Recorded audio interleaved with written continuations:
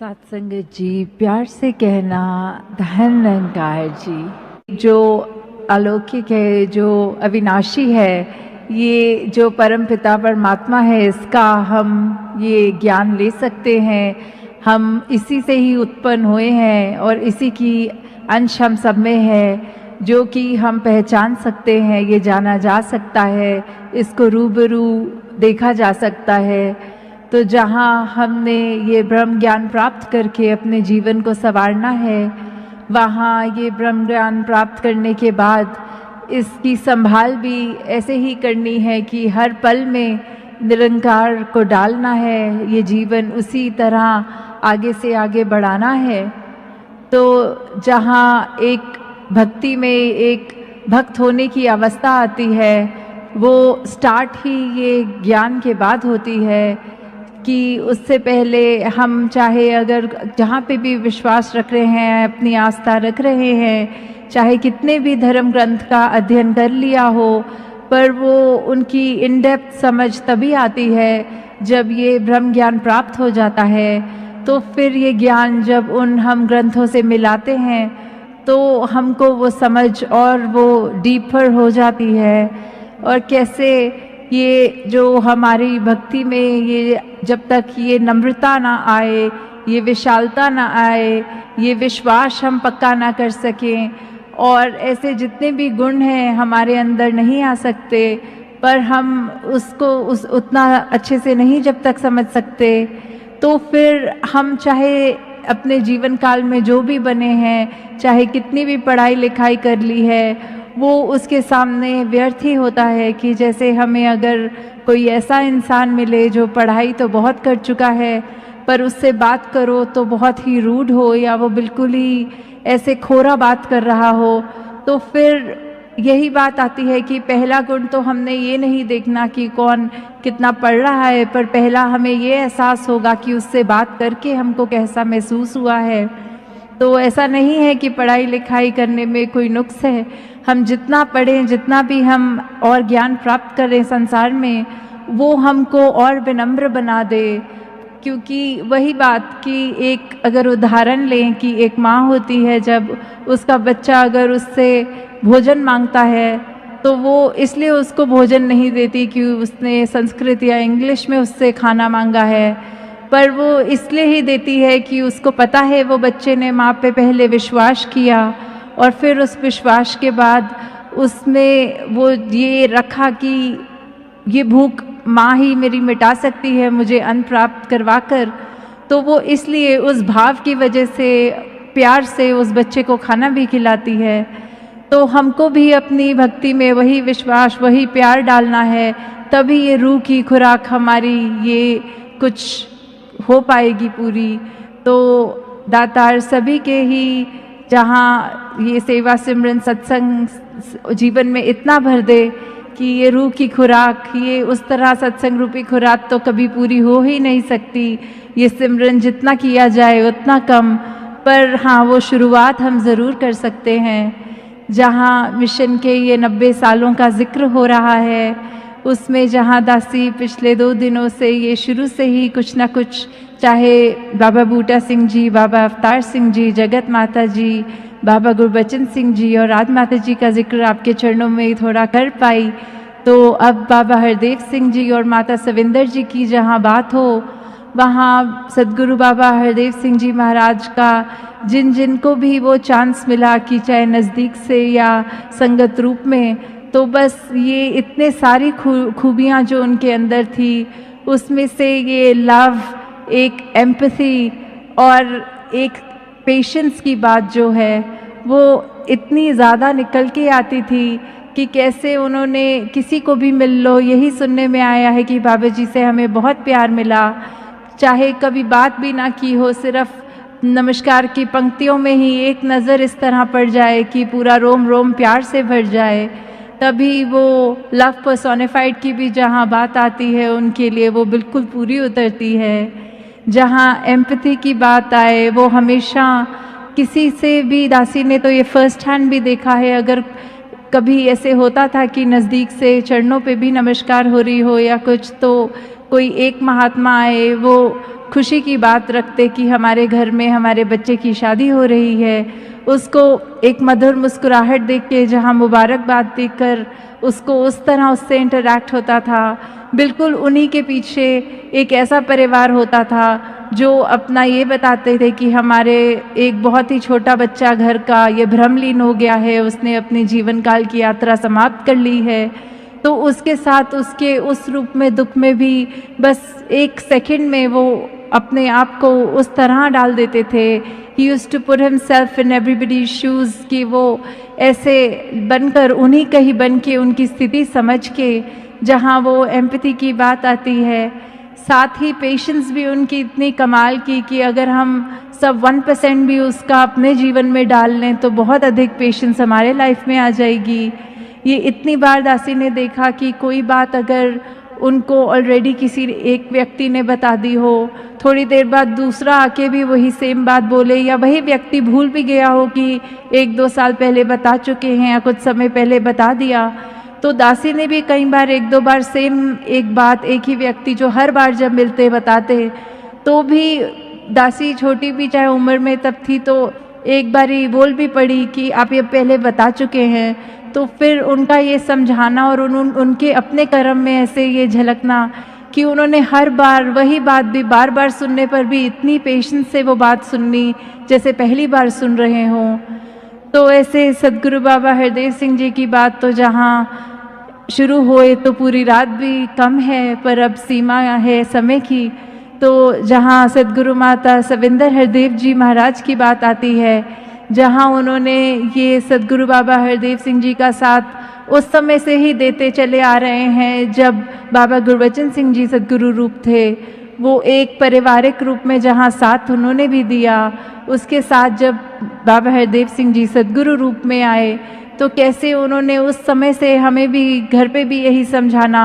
कि सदगुरु को सदगुरु ही समझो, रिश्तेदारियों में ना डालो, कि कैसे वो सबसे पहले सदगुरु हैं और उसके बाद वो पिता रूप या ऐसी और बातें समझाना। उनका अपना अपने शरीर की तबीयत ना देखते हुए जब हमारे को सत्संग रूप में एक वो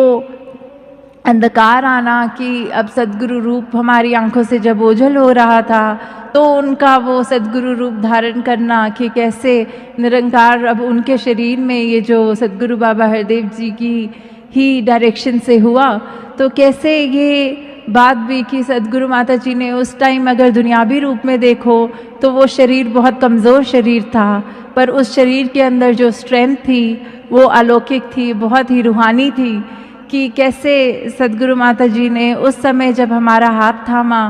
और ये 36 साल से भी ज़्यादा जितनी बाबा जी के साथ उन्होंने जीवन काल किया, और उसके बाद जो 2 साल हमें ये सदगुरु रूप में उन्होंने दिए, वो और कोई भी नहीं कर सकता था, उस तरह हमें और कोई भी नहीं संभाल सकता था। तो कैसे एक वही बात आ जाती है कि हम चाहे कितना भी शुक्र करें, इस मिशन ने हमें बहुत कुछ दिया है, हम अपनी तरफ से कुछ इस मिशन को वैसे दे नहीं सकते, बस इतना दे सकते हैं कि अपने अहंकार को तज दें। जो भी गुण, जितने भी गुण प्रतिदिन हम अपने ज़िंदगी में डाल सकें, उन गुणों को ज़रूर अपने अंदर डालें और एक दूसरे को हम जज ना करें। जिसको भी सामने देखें उसको यही रूप देखें कि ये परमात्मा का इसमें भी वास है, ये भी दिल मेरे दिल जैसा है, ये भी मूरत मेरे जैसी मूरत है। फिर हम आगे किसी को भी ना चोट पहुंचा सकते हैं, ना इंटेंशनली हर्ट कर सकते हैं, ना कोई नुकसान दे पाएंगे। फिर बस जो हमारे अंदर होगा, हमारे दिल में होगा, वो समदृष्टि, वो प्यार, वही बाहर भी निकलेगा, वो हम हर एक को देंगे। फिर हमारे मन से वो फ़र्क, काले और गोरे, ऊंचे नीचे, किसी भी तरह का वो फ़र्क नहीं रह जाएगा, वो बायस ख़त्म हो जाएगा। और कैसे हमने और आगे आने वाले समय में भी, ये सिर्फ चाहे 90 वर्ष की तो बात हो रही है, पर ये ज्ञान उजाला तो सदियों से रहा है, युगों युगों से रहा है। तो वो ज्ञान रूपी उजाला, ये निरंकार, इसने तो शुरू से रहा है और अंत जब पूरा ब्रह्मांड भी ख़त्म हो जाए तो भी यही रहेगा। तो उसने आगे वाले समय में भी जहाँ हमने मिशन का इस तरह ये हाथ पकड़ना है कि आज से ही हम अपने जीवन में वो दृढ़ता ले आएं, वो जज्बा ले आएं, वो भाव ले आएं कि हमने पहले खुद को संवारना है और हमारे साथ साथ दुनिया भी अपने आप संवर जाएगी। हमें पहले अपने अंदर वो गुण लाने हैं, अपने अंदर हमें अपना दिल का वो बर्तन साफ करना है, अपनी इंटेंशंस को सही रखना है, अपने अंदर कोई नेगेटिव थॉट आते ही उस पर तवज्जो ना देना, उस पर ड्वेल नहीं करना, हमें उसको तुरंत ही दिमाग से निकालना है। हर एक को बेनिफिट ऑफ डाउट जहाँ देना है कि अगर हम अपने आप को कोई गलती करने के बाद माफ़ कर देते हैं तो हम दूसरे वाले ने अगर हमारे साथ कोई गलती करी उसका ग्रज मन में लेके क्यों बैठ जाते हैं कि अगर हम भी अपने आप को माफ़ कर सकते हैं तो वो सामने वाला भी हमारा ही है, चाहे अपने जानकारों में हो, परिवार में हो, या जिस तरह भी हम जानते हैं। और पूरी दुनिया एक ये जो अपना ही परिवार है, चाहे उस व्यक्ति से कभी मिलना हो या ना हो, मन में हर एक के लिए फिर भी हमें प्यार और सत्कार ही रखना है। वो इंटरनेट पे देख रहे हैं, उनकी भी ये हाजिरी यहाँ लग गई, तो दातार सभी पे कृपा करे, चाहे वो अन्य किसी रूप में भी सेवाएं जिन्होंने अर्पण करी हैं, अपने ईसी मेंबर्स जो भी, चाहे वो एडमिनिस्ट्रेटिव रूप हो, चाहे सत्संग रूप, जिसने भी जो भी सेवा का योगदान दिया है, दातार हर एक के जीवन में सेवा, सुमिरन और सत्संग इतना ज़्यादा इन डेप्थ भर दे कि हर पल सिर्फ और सिर्फ निरंकार ही हो हमारे लिए। हम जितनी बारी सांस लें उतनी बारी ये निरंकार का एहसास करें, क्योंकि ये सब चीज़ें हम अगर करते हैं वो सिर्फ एक ही बात के लिए करते हैं कि किसी भी पल हमारे अंदर से ये निरंकार की कमी ना हो जाए, क्योंकि जब हम वो एहसास खो देते हैं तो हम उस समय के लिए बिल्कुल मनुष्य नहीं होते, हमारे विपरीत भावनाएं हमारे अंदर ये उत्पन्न हो जाती हैं। तो हम इस मनुष्य शरीर में आए हैं तो मनुष्य बनकर ही रहें, और ये दुनिया भी जहाँ तभी संवर पाएगी जो भी हम चेंजेस करने पाएँ जब हम खुद का सुधार करें। तो सभी पे दातार कृपा करे कि हम स्वयं का जहाँ सुधार करें वहीं हम हर तरह से ये तन मन धन के सब जो भी कमियां किसी के जीवन में हैं दातार वो पूरी करे, और अगर किसी कारण वो कमी फिर भी है तो दातार का उस हाल में भी शुक्रगुजार रहें कि ये हमारी बेहतरी के लिए ही ऐसी सिचुएशन होगी। तो सभी पे जहाँ सेवा सिमरन सत्संग के भी गुण आए और हर तरीके से अपने आप को और निरंकार से ज़्यादा करीब करें। मानवता का भला इसी में, आपस में ना टकराएं, हर जाति हर वेश के बंदे सदा प्यार से रह पाएं। तो कैसे हम जब यही मान चुके हैं कि हम एक परमात्मा से ही आए हैं, तो फिर कोई कारण रह ही नहीं गया कि हम आपस में लड़ें। और यही बात लेकर कि जो अक्सर संगत में भी हम सुनते हैं कि हर भाषा हर देश के बंदे अपने ही तो सारे हैं, कि ये सारे मानव अपने ही हैं, हम उनमें ये कोई भी भेदभाव ना करें, हम फिर एक संसार में इतनी खूबसूरती से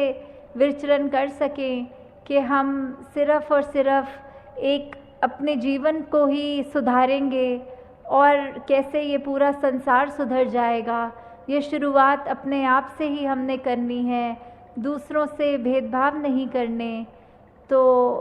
यही बात आ जाती है कि कैसे इस संसार के अंदर हम जब रह रहे हैं तो हमारी जिम्मेवारी भी कितनी बनती है कि हम जहाँ खुद को तो एक उस रास्ते पे डाल रहे हैं जो रास्ता एक हमने अपने लिए एक सही जीना है, जो हमारा अपने लिए भी ये कर्तव्य बनता है, हमारे परिवार के लिए, हमारे समाज के लिए, हमारे देश के लिए, हमारी इस दुनिया के लिए, कि कैसे हमने सिर्फ़ प्यार में रहना है, चाहे हम फिर उसमें कहीं भी रहते हों, अपनी आस्था कहीं भी जोड़े हों, पर बात यही कि एक निरंकार है, एक परमात्मा है। यही इस एक का जब तक हम साथ लेंगे तब तक ही हमारा जीना भी सफल है। हाँ जी। कहे हर देव के संत मति को धारण करते जाना है, भाईचारे से धरती को एक गुलजार बनाना है। तो कैसे ये धरती को भी संवारने की रिस्पॉन्सिबिलिटी हमारी ही है, कि कैसे हमने ये जो बात है कि परमात्मा ने तो इतनी सुंदर धरती की रचना की है और हमारा ही एक इतना व्यवहार खराब हो गया कि आज मानवता ही इस मानव से चली गई है और हम ये इतनी खूबसूरत धरती को बिगाड़ रहे हैं अपने कर्मों के द्वारा, अपनी सोच के द्वारा, अपने जीवन के द्वारा। तो हमें बस यही याद रखते हुए कि हम एक भी चीज़ छोटी सी कुछ ऐसा ना कर दें जिसका आगे चल के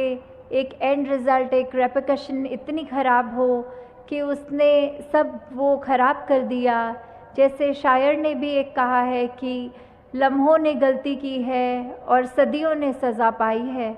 कि कैसे हमारा एक कर्म, एक ऐसा बात हमारा जो भी हो वो अगर एक विपरीत दिशा की ओर चल गया तो फिर निश्चित ही ये नुकसान होना है। वो फिर नुकसान हमारा हो, सामने वाले का हो, किसी का भी हो और किसी भी रूप में हो। तो हमने कैसे सिर्फ़ और सिर्फ इसी बात पे फोकस करना है कि हम जहाँ अपना सुधार तो करते ही चले जाएं, अपने आप को इस परमात्मा के एहसास में, इस निरंकार के भय में रह के पल पल जो बिताएं। ये सेवा भी माध्यम दिया हुआ है, सत्संग भी है, कि कैसे हम सिर्फ़ और सिर्फ पूरा दिन ये निरंकार के एहसास में, चाहे कार्य जो भी हम कर रहे हों वो करते करते ये एहसास साथ रख सकते हैं। तो उसी एहसास में जब हम रहेंगे तो फिर ये दुनिया को भी हम जहाँ खूबसूरत बनाने के लिए अपना योगदान देंगे, वहाँ औरों को भी ये जब दिखेगा कि एक व्यक्ति अगर हमें कुछ अच्छा कार्य करते दिखता है तो हमारा भी मन करता है उससे पूछें कि आप ये अच्छा कार्य कर रहे हैं, ये क्यों कर रहे हैं, या आपको ये कहाँ से आपने ये सीखा है कि इस कार्य को ऐसे करते हैं। और फिर हम कोशिश करते हैं कि वो कार्य हम भी करें। तो ऐसे ही हम जब एक स्वयं अच्छा काम करेंगे, एक अपने आप को बेहतर इंसान बनाएंगे, तो फिर हर एक का यही दिल करेगा कि उस व्यक्ति का जीवन इतना खूबसूरत है, उसकी बोली इतनी मधुर है, उसके व्यवहार में कहीं पे भी ये चिड़चिड़ापन नहीं है, वो हमेशा एक उपयोगी ही साबित हुआ है हर एक के लिए। तो क्यों ना ऐसा जीवन हम भी बना लें। तो फिर वह व्यक्ति हमको जब भी मिलेगा वो हमसे और मिलने की चाह रखेगा। उसके मन में हरगिज़ ये बात नहीं आएगी कि ये व्यक्ति अच्छा नहीं है, इससे संपर्क काटना है। तो कैसे हम खुद ही एक मनुष्य हैं, हमारे अंदर वो सारे एक चॉइस है, एक हमारे पास भी वही है जो सामने वाले के पास है। वो शरीर के वो जो हम 5 एलिमेंट्स की बात करते हैं, उन्हीं तत्वों से हम भी बने हैं, वो भी बने हैं। पर ये ब्रह्म ज्ञान के बाद हमें क्या एक पता चलता है, ये ब्रह्म ज्ञान की दृष्टि हमारे जीवन में क्या एक फ़र्क ले आती है। ये दृष्टि वही है कि जो हमको अपनी पहचान करा देती है, और फिर अपनी पहचान करने के बाद हमने एक में और अपने में और सामने वाले में जब फ़र्क ही नहीं समझा, तो कैसे फिर वो प्यार की बात कि दिल में नफ़रतें हट जाएंगी, मन में भेदभाव हट जाएंगे और सिर्फ़ प्यार रहेगा। तो कैसे हमने अपने जीवन में एक वो युग लाना है जो कहा गया है कि ये पुराने युग तो बहुत अच्छे थे पर ये कलयुग अच्छा नहीं है। तो ऐसा बात कोई युग का तो उसमें गलती है नहीं, गलती तो हम इंसानों की है। तो हम क्यों ना अपने जीवन को ऐसा बना लें कि फिर से हमारे मन में वो राम राज्य वाली बात हो जाए, कि हमारे मन में फिर ये प्रभु उस तरह बस जाएं कि हम फिर अपने मन में सिर्फ़ इस निरंकार को ही रखें और कोई ऐसे बुरे भाव को ना रखें, कोई ये ऐसे विकल्प ना हमारे मन में रहें। तो दातार सभी पे कृपा करे। सभी संतों ने यही प्रेरणा सत्संग के दौरान दी और युगों युगों से वही संदेश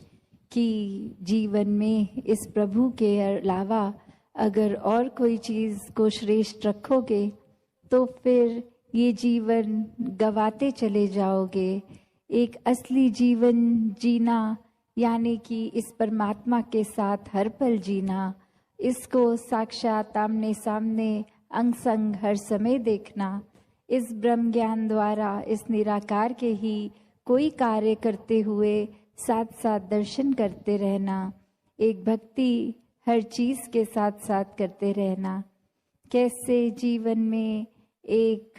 जो बात आती है कि हर कोई अपने आप को इतना इम्पोर्टेंट, इतना ज़रूरी, अपनी खुद की कीमत इतनी ज़्यादा लगा के संसार में रहता है कि और कोई एक श्रेष्ठ नहीं है, हम ही हैं। तो एक जीवन में वो बात कि कैसे अपने जीवन में एक उदाहरण, एक कहानी रूप कि बहुत साल पहले जहाँ एक राजा और उसका वज़ीर, और एक बारी बस वो वज़ीर के मन में बात आई कि हमारे राजा तो बहुत ही विनम्र हैं, ये तो देखते नहीं हैं कि कोई अमीर आया है, कोई गरीब आया है, कोई भी आता है उसकी ओर देख के मुस्कुरा के सर झुका के उसको बहुत ही तहजीब से मिलते हैं। तो जब ये बात वज़ीर के मन में आई तो अपने आप को उसने सोचा कि इससे तो मेरी एक इम्पोर्टेंस ख़त्म हो रही है कि मैं ऐसे राजा का वज़ीर हूँ जो हर जगह अपना सर झुका देता है। तो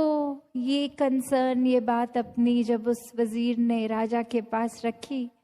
कि आप हर एक को इस तरह मुस्कुरा के आदर सत्कार से सर झुका के ना मिलिया करे, ये एक प्रजा पे अच्छा रिफ्लेक्शन नहीं जाएगा। आप महाराज हैं, आप अपना रुतबा ऊंचा, गर्दन ऊंची करके हर एक से मिला किया करें। तो वही राजा फिर उसको कहता है कि आप एक काम कीजिए, अब कोई भी हमारी नगरी में किसी की भी मृत्यु होगी तो एक उसके सर को शरीर से अलग करके बाजार में लेके जाइए और क्या मोल डलता है उसका वो बताना। और ठीक उसी प्रकार वज़ीर फिर यही करता है, पर वापस आके वो बात यही कि इसके लिए तो किसी ने कोई दाम नहीं दिया, किसी ने खरीदने की इच्छा भी नहीं रखी। तो राजा वही बात समझाता है कि जिस सर को, गर्दन को अकड़ा के चलने की बात करते हो उसका मोल तो कुछ है ही नहीं। तो इसको एक हरेक के लिए, एक हरेक के प्रति आदर सत्कार में ही झुकाया जाए तो इसका सही मोल डलता है। एक दिल से एक विनम्रता, ये हम्बल होके जब एक हम किसी से भी मिलते हैं, बात करते हैं, तो वो एक बात ये नहीं कि हमने खुद अपनी इतनी इम्पोर्टेंस बना दी है कि अक्सर लगता है कि अगर हम किसी से बहुत विनम्रता से मिलेंगे तो उसकी नज़र में तो हम इम्पोर्टेंट ही नहीं बनेंगे। अपनी इम्पोर्टेंस बनानी है तो हर एक से अकड़ के मिलें। तो बात वही जो इस कहानी में सीखी कि कैसे एक सही मोल जीवन का, ये खुशी में हर समय रहना, मुस्कुराहटें, एक अपने मन से जब अहंकार को त्याग देना तो ही वो बात आती है कि सही मायने में वही इंसान जी रहा है जो अपने अहंकार को त्याग चुका है। एक विनम्र हो के अपना अस्तित्व, अपनी आइडेंटिटी खो के जब जीते हैं तो फिर इस परमात्मा की आइडेंटिटी ही हमारी बन जाती है। जिस तरह एक पानी की बूंद अगर चाहे वो नाले में से निकल के नदी में आए या कहीं और से, वो अपनी यात्रा एक पूरी करके बहती बहती इस सागर में आ जाती है, तो वो अपने उस नाले वाली बूंद की अस्तित्व को खो के फिर उसको एक उससे भी ऊपर की उपाधि, एक उससे ज़्यादा कुछ मिल जाता है। उसको सिर्फ और सिर्फ अपनी आइडेंटिटी खो के इस सागर में एक में खोते ही वो इतना आदर सत्कार, इतना रुतबा खुद ब खुद ही मिल गया। वरना वो अगर जिद पे अड़ी रहती कि नहीं मैं तो इसी नाले में रहूंगी, मैं विशाल सागर में नहीं मिलूंगी, तो फिर वो वहीं की वहीं अपनी अकड़ में, तो कैसे अपने जीवन में भी अगर हम झांक के देखें कि किस प्रकार एक जीते जी मृत्यु हासिल करनी, कि अपने अहंकार को छोड़ के एक जीते जी जब हम इस विनम्रता पूर्वक जीवन को अपनाते हैं, और वो वही बात जो दासी हर सत्संग में रखती है कि इसको करना संभव कुछ समय के लिए तो तब होता है, कोई दिखावा कर सकते हैं, किसी के सामने अपना इम्प्रेशन अच्छा करने के लिए अच्छे व्यवहार अच्छे बोल कर सकते हैं, पर एक हर समय अंदर से बाहर तक का जो ये यात्रा है हमारी, ये इनसाइड आउट, उसको कैसे हम हर समय अपने आप को अच्छा रखें। जब इस परमात्मा के साथ हम अपने मन का नाता जोड़ लेते हैं, इसको देखकर, इसको अपनाकर, जिस तरह मराठी में भी कहते हैं एकला जाना एकला माना एकवा, कि कैसे पहले अपने इस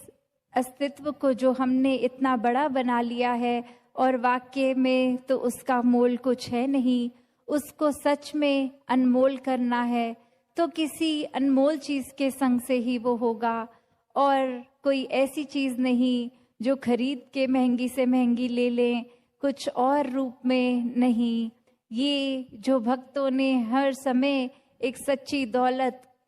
कही है कि ये राम रतन धन, ये परमात्मा, ये सच्चा है, ये अनमोल है, इसकी तो तुलना है ही नहीं किसी और चीज़ के मुकाबले संसारिक। तो एक सबसे बड़ा जो उद्देश्य है इस परम पिता परमात्मा की प्राप्ति, आत्मा और परमात्मा का एकत्व बनाना, वो रह गया, पर बाकी काम कर लिए तो जीवन में कुछ हासिल नहीं हुआ, क्योंकि बात वही दुनिया भर की दौलतें इकट्ठे एक तरफ करके रख दें और परमात्मा ये सच्ची दौलत, तो पलड़ा एक परमात्मा की तरफ वालों का ही भारी।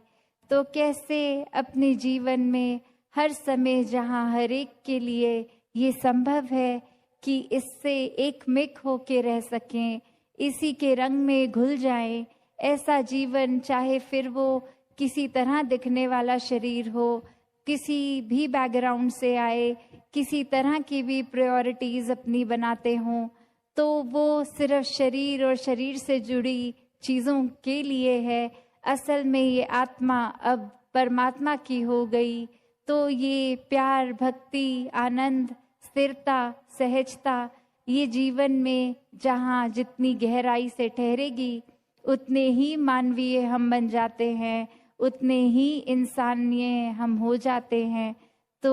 इस रूहान के संग से अपने जीवन में इंसानियत को भी सदैव के लिए जी लें। दातार हर एक पे कृपा करे। सात संगत जी, धन्यंकार जी। बोलिए सतगुरु माता सुदीक्षा सविंदर हरदेव जी महाराज की जय। निरंकारी राजमाता गुरु बचन अवतार की जय। सतगुरु के साजे नवाजे सासंगत जी, प्यार से कहना जी, धन निरंकार जी। सासंगत जी कहते हैं कि जो पाप कर्म में पड़ा हुआ है उसको भक्त और भक्ति भाती नहीं है, उसको न भक्ति अच्छी लगती है न भक्त भाते हैं, न हरि की पूजा उसको सुहाती है। सत्संगत जी निरंतर ऐसे नीच विनाशकारी कर्म की तरफ बढ़ता है, उसको चंदन की बजाय गंदगी पसंद है। सत्संगत जी किस तरह बीमारियां फैली हुई है, रोग फैले हुए हैं, कितना नुकसान हो रहा है। सत्संग जी गंदगी में ऐसे घृणा वाले, नफरत वाले, लालच वाले लोभ वाले सत्संग जी ऐसे ऐसे भयंकर कीटाणु पैदा होते हैं जो सत्संग जी नुकसान का कारण बनते हैं। ठीक सत्संग जी इसी प्रकार से पापी को सुगंध पसंद नहीं। एक भंवरा पता नहीं सत्संग जी कि कहाँ कहाँ से उस महक को रस को लेने के लिए आ जाता है, लेकिन सत्संग जी उस फूल उस सुगंध के पास रहने वाला वह अक्सर सुगंधी की बजाय गंदगी की तरफ जाता है। सत्संग जी यह संसार में हम देखते ही आ रहे हैं कि किस प्रकार से सत्संग जी एक इंसान जिसको सत्संग जी हम साकत कहते हैं, जो मनमति में है, जो मनमुख है, उसको सत्संग जी यह स्वच्छता नहीं भाती है। सत्संग जी उसको यह सुगंधी नहीं भाती है। वह सत्संग जी इससे आनंद भी नहीं ले पाता है। उन चींटियों की तरह जो सत्संग जी एक मिश्री के डले के ऊपर से गुजरती हुई भी उस मिठास का आनंद नहीं ले पा रही है, क्योंकि सत्संग जी उस मिठास की जगह पर मुख में गंदगी, मुख में विष्ठा डाले हुए है सत्संग जी, जिसके कारण मिश्री का स्वाद उसका आनंद नहीं ले पा रही है। सत्संग जी उसी प्रकार से एक साकत को, मनमति को भी यह मिठास पसंद नहीं आती। उसको न सेवा भाती है, न सत्संग भाता है, और न उसकी सत्संग जी वृत्ति। सत्संग जी इस दातार के साथ जुड़ती है। सत्संग से भी दूर, सेवा से भी आंख चुराता है। और सत्संग जी याद तो इस निराकार की मन में क्या आनी है, क्योंकि सत्संग जी मन में घृणा, नफरत, लोभ के भाव बसे होते हैं। सत्संग जी सदैव से महापुरुषों, संतों, भक्तों ने भक्ति करने की ही प्रेरणा दी है कि सत्संग जी उमंग जागे। तो सत्संग जी ऐसी भक्ति करने के लिए जिसे सत्संग जी, जिसमें सत्संग है, जिसमें सेवा है, जिसमें सुमरन है, सत्संग जी यही जीवन की पहचान, यही जीवन का श्रृंगार बनता चला जाए और यही लगन हमेशा लगी रहे। सत्संग जी यही रंग हमेशा इन मन के ऊपर चढ़ा रहे। सत्संग जी महापुरुष, भक्तजन, संत जनों ने निराकार परमपिता परमात्मा इस दातार की भक्ति की है। तो सत्संग जी संसार को भी यही प्रेरणा दे रहे हैं कि तुम्हें यह भक्ति भाती नहीं है। इस हरि निराकार इस दातार के प्रति सत्संग जी लगाव नहीं है। और सत्संग जी जो चीज उसको नहीं भा रही थी, वो उपचार के कारण बहाने लग पड़ती है। यह सत्संग जी मानव रोगी माना गया है, जिसको भक्ति पसंद नहीं। जैसे सत्संग जी कहा भी गया है कि बंदे बिच बंदगी दा घाटा होवे ता इंसान नहीं। सत्संग जी जिसमें एक बंदगी की,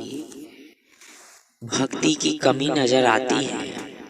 वह इंसान भी सत्संग जी नहीं रह पाता। उसको एकता और इंसानियत में स्थिर करने के लिए यह भक्ति सत्संग जी अनिवार्य बताई गई है। इसलिए सत्संग जी महापुरुष